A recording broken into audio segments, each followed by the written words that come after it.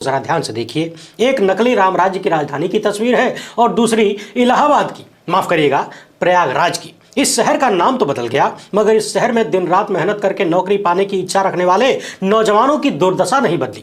फर्क बस इतना आया है कि पुरानी सरकारों में ये अपने मन और जबान से नारा बोल सकते थे, लेकिन अब इनके अंदर नारा इतने भीतर तक ठूस दिया गया है कि चाहकर भी वो नहीं बोल पा रहे जो बोलना चाहिए। वही बोल रहे हैं जो सत्ता ने सिखाया है। मुझे मालूम है आप कंफ्यूज आ गए होंगे मैं क्या कहना चाहता हूं। अभी थोड़ी देर में इस मसले पर जब विस्तार से बात करूंगा तो समझ में आ जाएगा कि उत्तर प्रदेश के नौजवानों के दिमाग में कितना जोर जोर से गोबर ठूस दिया गया है। ये भी बताएंगे और दिखाएंगे कि जब गोदी मीडिया के तथाकथित सबसे बड़े चैनल का पत्रकार नौजवानों के बीच पहुंचा तो इन नौजवानों ने उसका कैसा गोबर बनाया। इसके साथ ही बात करेंगे पूर्व गवर्नर सत्यपाल मलिक की। उन पर बेहद गंभीर आरोप लगाए गए हैं और इन आरोपों का उतना ही गंभीर खंडन भी उन्होंने किया है। एक मसला उत्तर प्रदेश के ही मदरसों से संबंधित है। हालात बद से बदतर हो चुके हैं, इतने बदतर कि जिसकी कल्पना भी नहीं की जा सकती। बस इतना समझ लीजिए कि यदि आज की तारीख में पूर्व प्रधानमंत्री अटल बिहारी जी फिर से आ जाएं दुनिया में तो दोबारा मरना पसंद करेंगे। और अंत में बात करेंगे सबसे महत्वपूर्ण और चिंताजनक मामले की।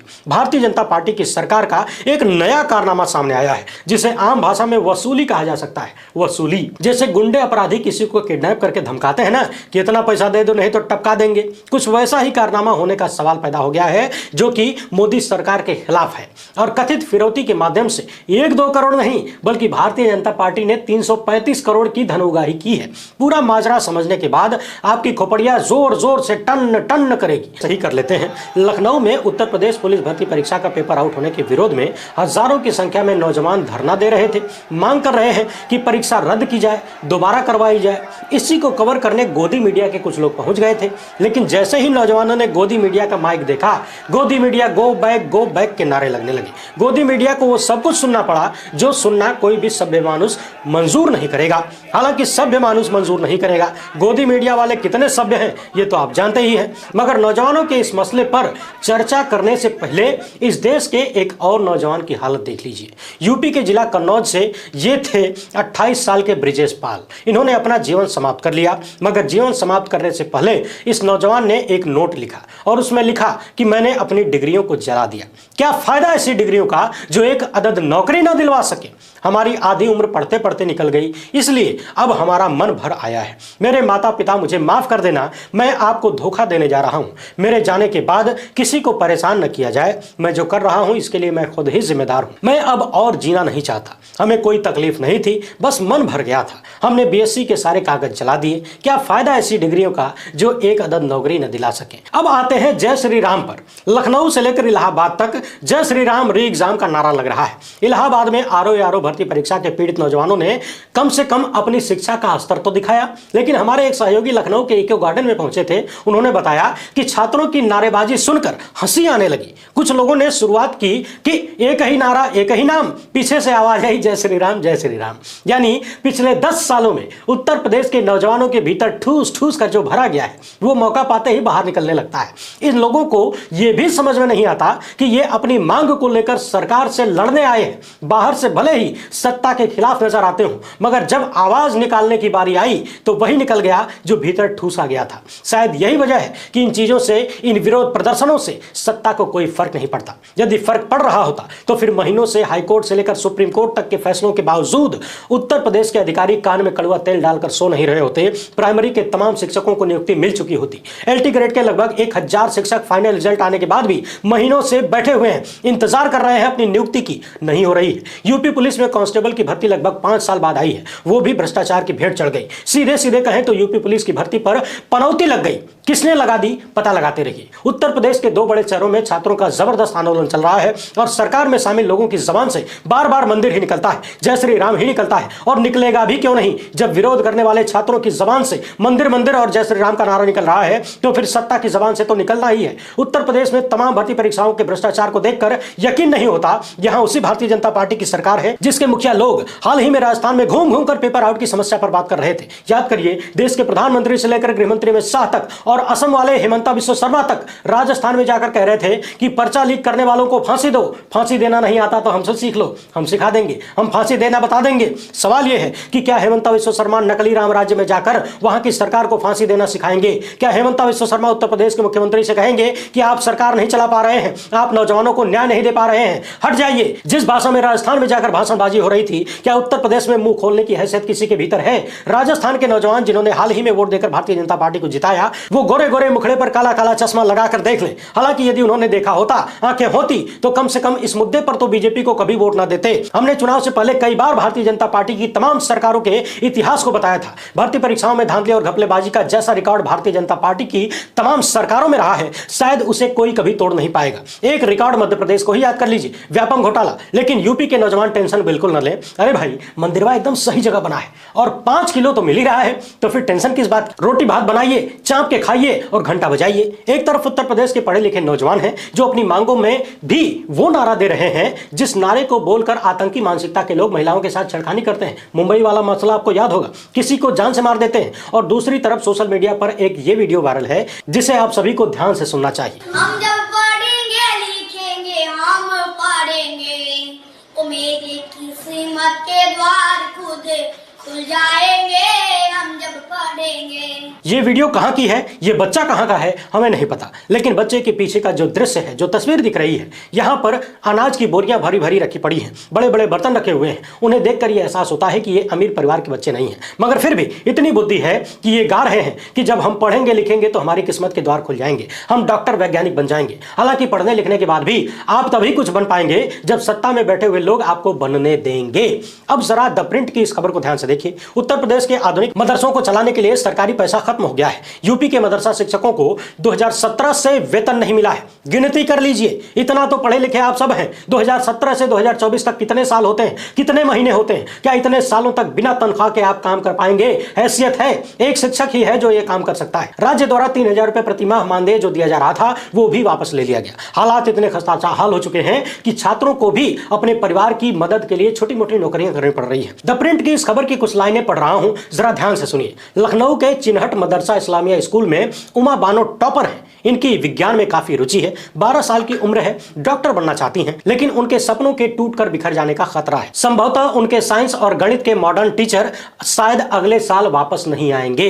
उनके सपनों को पूरा करने के लिए पैसा तेजी से खत्म हो रहा है। उत्तर प्रदेश के मदरसों में कई बड़े बड़े बदलाव होने जा रहे हैं। पिछले कई सालों से एक विचारधारा मदरसों को आतंकवाद का अड्डा बता रही थी। कहा जाता था कि यहां दंगा करना सिखाया जाता है, काटना पीटना सिखाया जाता है, आतंकवाद सिखाया जाता है। यही सब बताकर एक बड़े वर्ग को डराया गया और डराकर सत्ता में लगातार बने रहने की कोशिश की गई। लेकिन जरा ढूंढिए कि लगभग 10 साल की सत्ता में तमाम डबल इंजन ने मदरसों की जांच करवाई, कितने हथियार मिले, कितने आतंकवादी मिले, कितनों की गिरफ्तारी हुई, कितनों को सजा मिली। जबकि दूसरी तरफ असली आतंकवादी खुलेआम सड़कों पर एक धार्मिक नारे को बदनाम करते हुए, भगवान राम के नाम को बदनाम करते हुए हिंसा करते हुए देखे जाते हैं। तमाम वीडियो सामने आती है, वहां कोई कार्रवाई नहीं होती। और कार्रवाई होगी भी कैसे?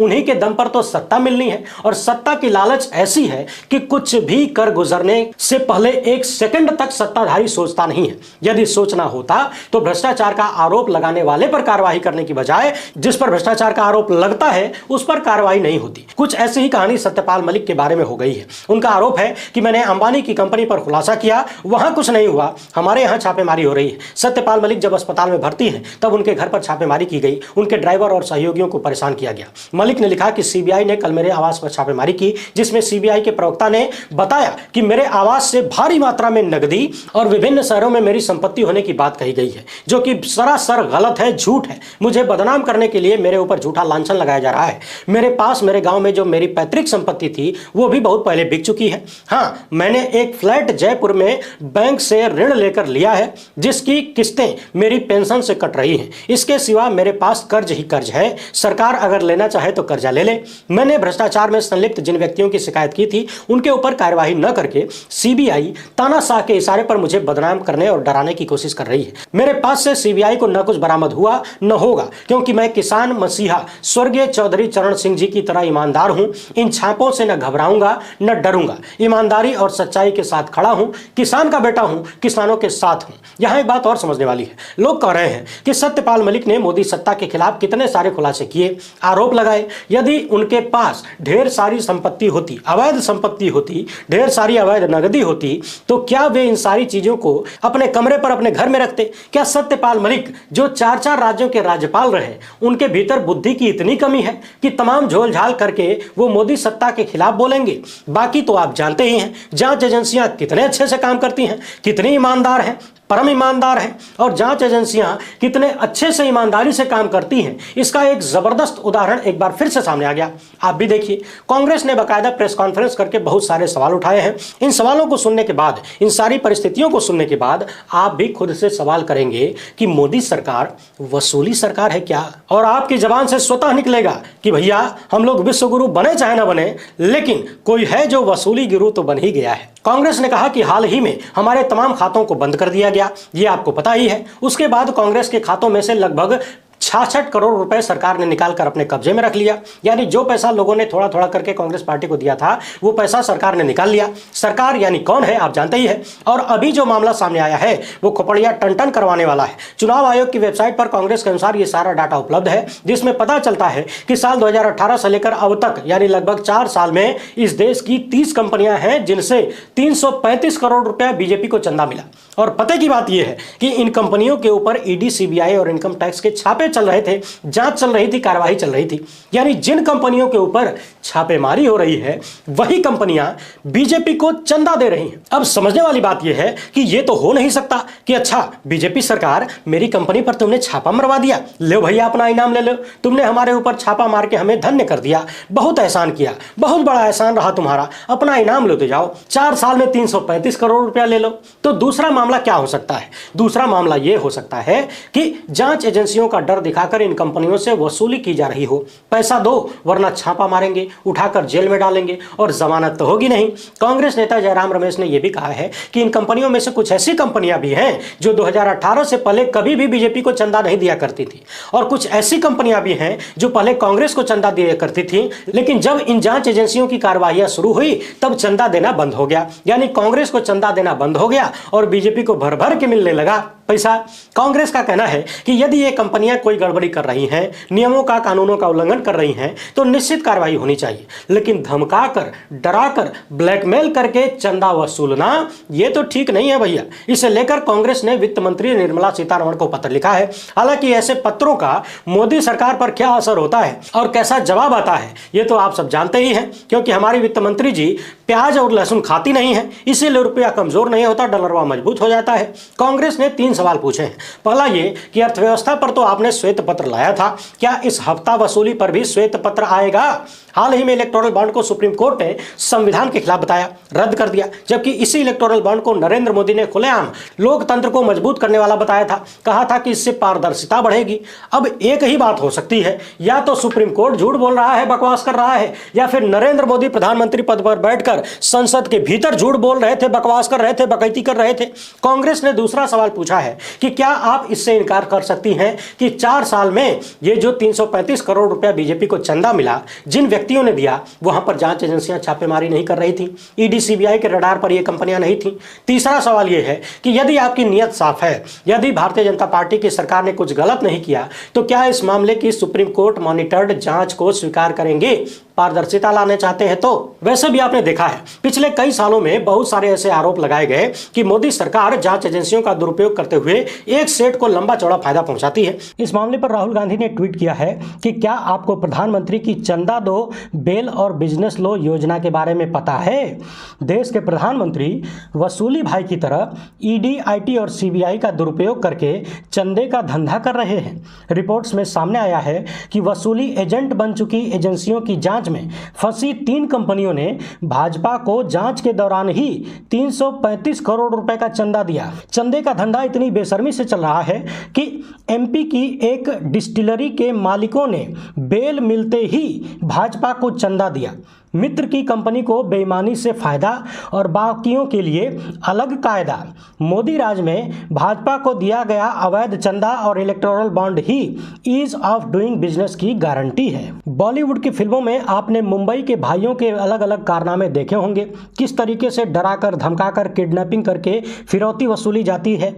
अब उसी का एक नया रूप देख लीजिए। शायद आपने सपने में भी नहीं सोचा होगा कि लोकतंत्र की अम्मा को मजबूत करने में ये सब कुछ भी करना पड़ेगा। उदाहरण के रूप में मुंबई एयरपोर्ट जांच एजेंसियों की धमकी की वजह से एक सेठ को मिल गया। लगातार ये बात उठती है कि जांच एजेंसियों से जिस भी व्यापारी को, बिजनेसमैन को राहत चाहिए, चंदा दे दो भैया, राहत मिल जाएगी। ठीक उसी तरह से जैसे विपक्ष के तमाम नेताओं को राहत मिल जाती है, हेमंता विश्व शर्मा हो, अजित पवार हो, चाहे कोई भी हो, जैसे वो लोग बीजेपी में ज्वाइन करते हैं वैसे साफ हो जाते हैं। ठीक उसी तरह से जो बिजनेसमैन हैं वो चंदा देते हैं और साफ हो जाते हैं। हाल ही में महाराष्ट्र में कुछ लोग पकड़े गए जिनके पास ईडी जैसी महत्वपूर्ण जांच एजेंसी के 200 फाइलें उपलब्ध थी।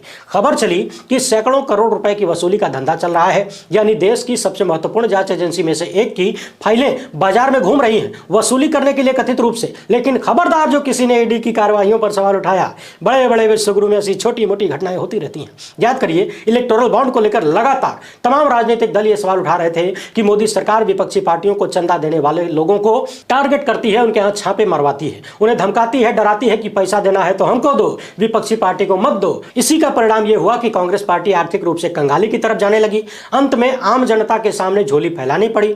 आम जनता ने कांग्रेस को पैसा देना शुरू किया, लेकिन इस सत्ता को वो भी बर्दाश्त नहीं हुआ। कांग्रेस के खाते सीज कर दिए और जो पैसा उनके पास था वो सब निकाल के गपत कर गए। सरकार ने अपने कब्जे में ले लिया। अब समझने वाली बात यह है कि जब 400 पार जाना है तो कैसे आएगा 400 पार? यदि कांग्रेस पार्टी और तमाम विपक्षी पार्टियां चुनाव लड़ेंगी, कायदे से चुनाव लड़ेंगी, तब तो 400 पार असंभव हो जाएगा। तो जब खुद को मजबूत नहीं कर सकते, जब अपनी जमीन खिसकती हुई नजर आ रही है, तो फिर विरोधियों को बर्बाद करो। कम से कम जब तक जांच एजेंसियां अपने कब्जे में हैं, अपने इशारे पर काम करने वाले अधिकारी हैं, तब तक तो कुछ भी किया जा सकता है। आखिरी दांव तक चलना चाहिए। मरते मरते कुछ भी करते जाइए, मरता क्या